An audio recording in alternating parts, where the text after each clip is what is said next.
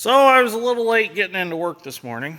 I come walking in the shop and you could cut the mood with a knife. It was a depressed mood. Dad and Dad's strength were in here and they were looking the combine over and was gonna get started putting the key stock grates in. I had some business I had to take care of in town, that's why I was late. So I come in here and I'm like, why does everybody seem so depressed? Well, they're like, look up behind the rotor. We figured out why the key stock grates fell out. Now let me turn the rotor. You see all that? That's why the key stock grates originally fell out. They must have got injured either from when the piece came out of the feeder house or when we were picking corn that had a lot of pickle vine in it and it was not very good conditions and it was wrapping the rotor, or this just happened from fatigue, which, you know, these old combines, they do fatigue. Steel only has such a long life. So what we're going to have to do today is you're going to get to experience what it's like to pull a rotor out of a 1660, and we're going to do it on camera. So we got to take the feeder house off, got to take the whole front off the combine, and then we'll be able to pull that rotor out. So we're going to get started on that. We got to get all the hydraulic stuff stripped off. We're going to hang it from the ladder. We have done this before. It's nothing new to us. And then we got to get all the feeder house drive belts all off, head drive belts, all them have to come off. And then we'll get the Bobcat in here. We'll get the two big pins out that hold the feeder house on. Well, we got to take the cylinder pins out, then we take the two big pins out right here. And, we take the bolts out. That's right, take the bolts out because this has the rock trap and stuff on it. So we take the bolts out and this whole thing comes off and we will be able to get that rotor slid out. So we're going to get started. So step one of this project is remove all the hydraulic stuff. The hydraulic pump down here that runs the reel drive. Belt will have to come off. Get all this off out of the way and we're going to hang it from up here on the handrail. And that'll get it plenty out of our way. And then we're going to take the chain off. We're going to get that all off. So Dad's strength's getting started on that. I'm going to grab some tools and I'm going to help him. So we got it all unbolted. Now we're just going to simply swing it around and tarp strap it up. This should be enough to hold it, I think. Oh yeah, that'll work. It'll hang. Okay, so I got the chain off. Just pulled the tensioner and run it off the head reverser down there. And now this side's pretty much stripped. The rest of that can all just stay hanging on there. There's no need to take the belt off or anything. It'll just hang. So now we're going to go over to this side. And I got side panel off already. Now we're going to take our feeder house drive belt off. And actually, no, we can leave feeder house drive belt on. We just have to take this drive belt off. Yep. So we have to get this shield off out of the way, which this one's not really too much fun. So we're going to get started on that. So we got the side panel off. Now we can get this band off out of the way so we can get this belt off. And then we almost have it. Okay. So now we got the band off. Dad's strength's going to peel the drive belt off.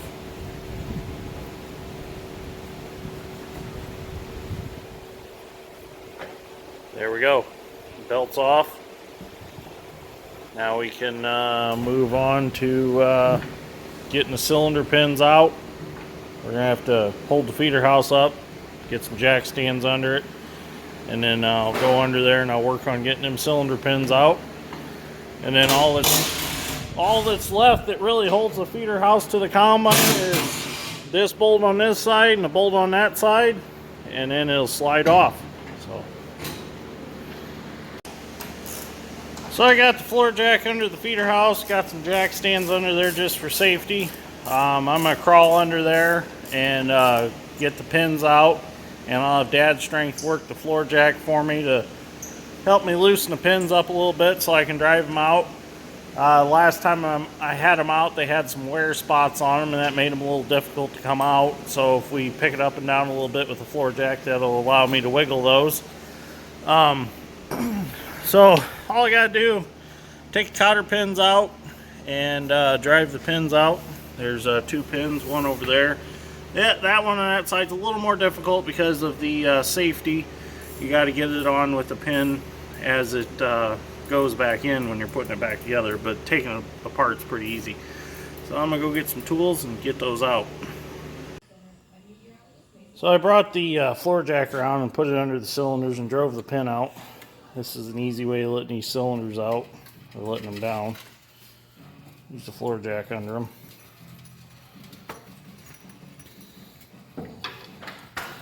There we go. Now we can go do the other side.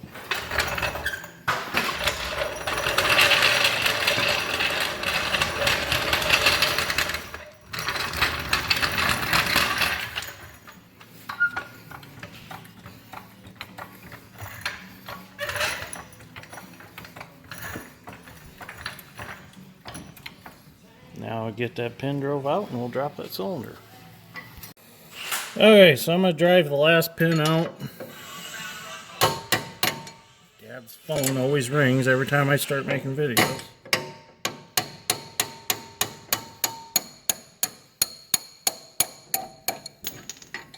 There we go. Now we can lower the cylinder down.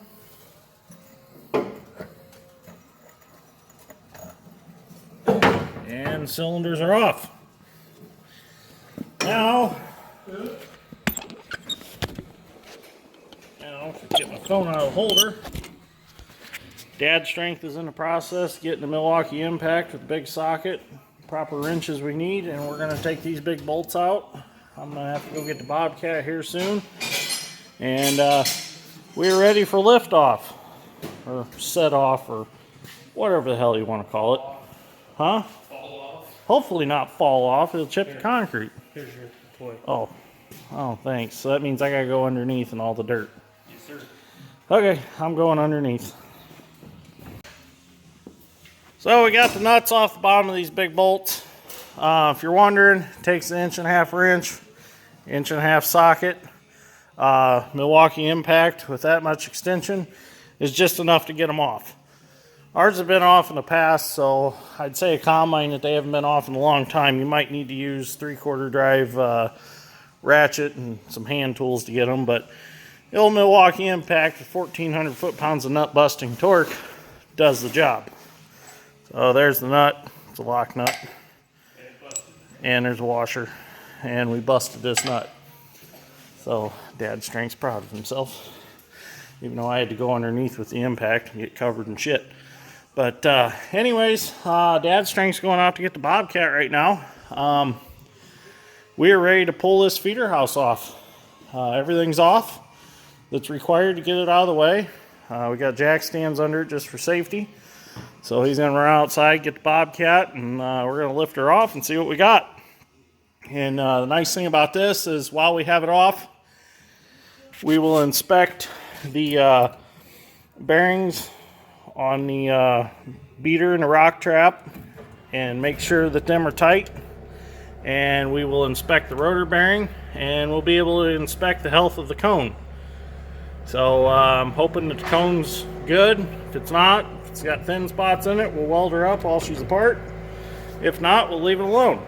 So it's going to tell us a lot. You know, we didn't really want to get this deep into the combine this spring, but the only way to get in there and repair what needs fixed is to pull the rotor out. So that's what we're going to do. And like Dad said, it's going to make some good YouTube content. So why not do it and show everybody how to pull a rotor out of one of these. So Dad's Strength's coming in right now. I'm going to have to adjust his forks for him and probably raise the garage door. Nope, he fits. So we're going to get in here, get this lined up, and get it off.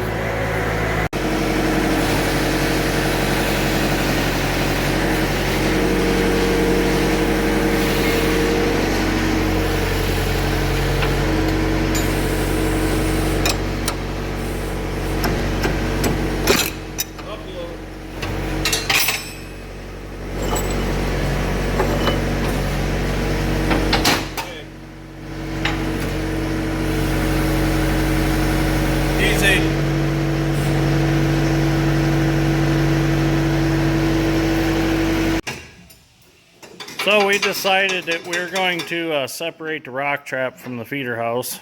So in order to do that, you pull these pins out, and then the feeder house goes, and the rock trap and the beater all stays on. And then when you want to pull that off, you pull the bolts out, and then that comes off. So we're going to pull these out real quick.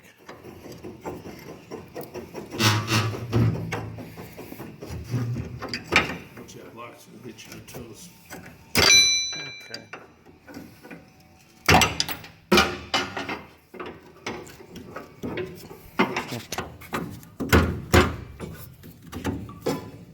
It's rusty a little bit.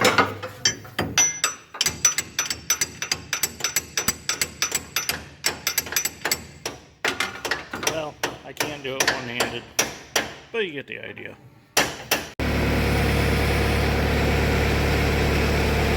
There it is.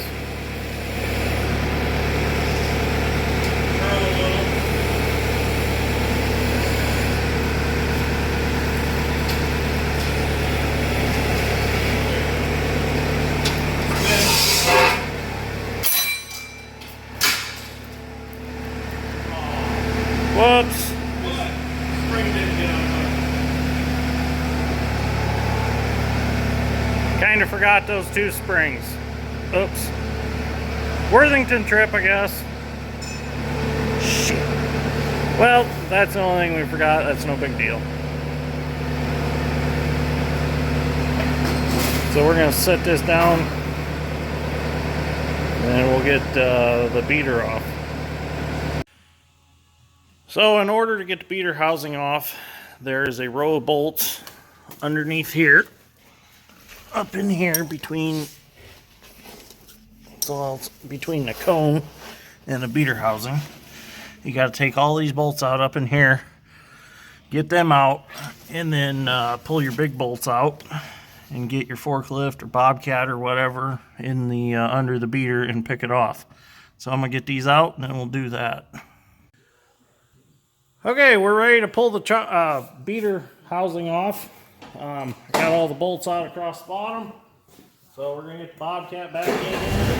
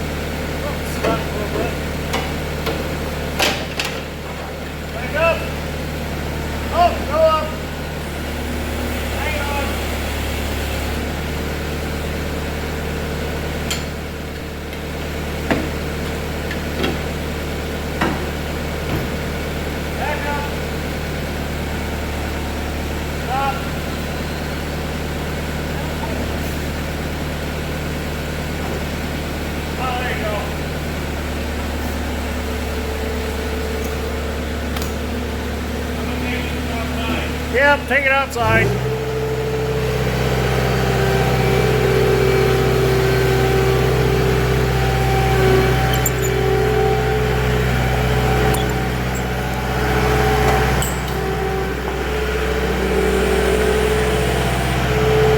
Okay, now we're gonna hold the rotor up in the cage.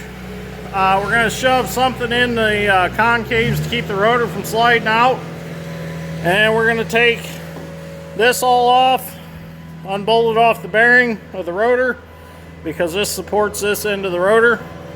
And we're going to get the rotor ready to come out. So, Dad's strength's starting to take the bolts out to hold the cross member in and hold the rotor up in. And I'm going to show you what I've done as a safety to hold that rotor from sliding out. Because once you take that off, this rotor will slide because it just has a spline up on the end of the rotor drive. So you got to make sure that you support the rotor so it can't slide out. What I done is I just took my 1/4 ton ratcheting chain come along, and I just hooked it in behind one of the crop flow bars or separator bars in a hole and brought it around and hooked it to the cage. So that'll be enough to keep that rotor from sliding out as a safety.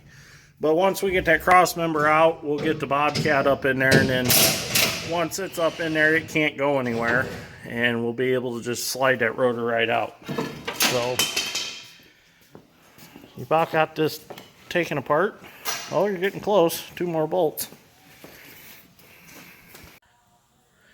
So we got 1 more bolt, and the cross member will come off and hold the rotor. So I'm going to take it out, and then we'll take the cross member out.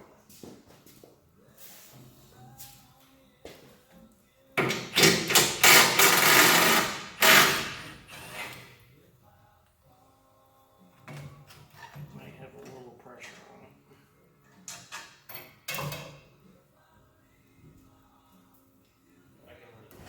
There it is.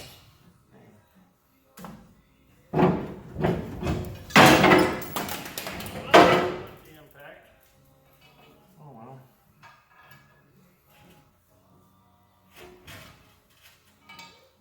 Loosen bolts. Okay, so now you should be able to just let that rotor down. It ain't gonna...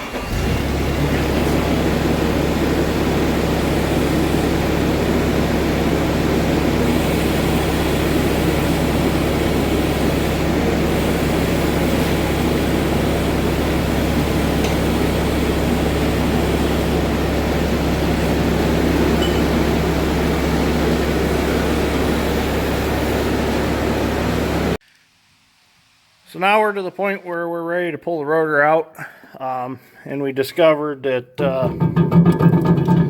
main rotor bearing's out, which is common, it happens. So it's a good thing we tore this down. I'd rather do this now than in the middle of the harvest season. So before it all goes back together, we'll throw a new bearing in that. It's not too bad of a job. So we're going to get set up here to pull this rotor out, and then we'll get to inspect the cone and get to the parts that we need to get to fix it. So we're working on getting this rotor out. I actually had to remove 1 elephant ear off of it to make room for the Bobcat forks to go in and under it to pick it up and pull it out. So not a big deal, just take 5 bolts out and the elephant ears come out. So now we're going to try to get the Bobcat forks back up in there and see if we can get this rotor out.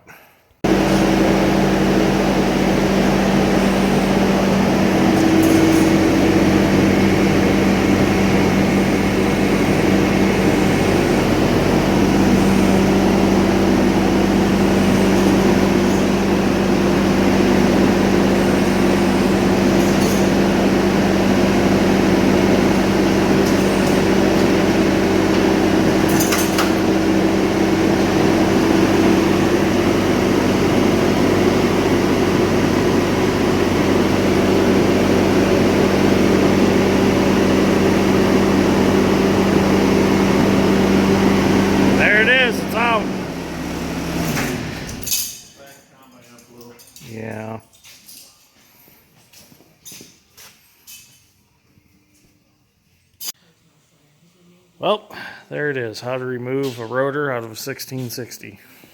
Well, a lot of different sizes of red combines, I suppose. Not just 1660.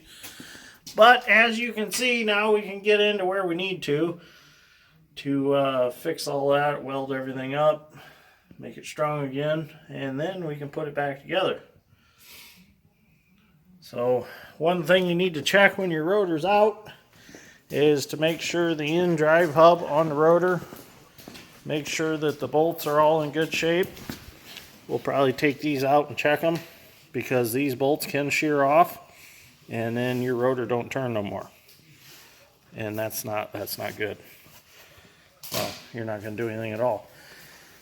But I kind of wish now I would have waited to change the rasp bars in the separator bars, because it'd be a whole lot easier now than it was in the combine. But at the time we didn't realize all that was broke. So, and this is a good time to inspect your cone to make sure that there's no holes wore in it anywhere, make sure there's no bolt heads wore off. If you have a bolt head wore off, that can be a leak for grain to fall through. So now the fun part begins. We're going to start fixing everything. Probably have to make a Worthington trip to get some pieces. Like that flat strap over there and the spacers, them are all missing. So we're going to have to get them. So anyways, if you like this episode of Dirt Grain Steel, give me a like and subscribe. I'd greatly appreciate it, won't we? Yep. Okay. So thank you for watching, and we'll see you on the next one.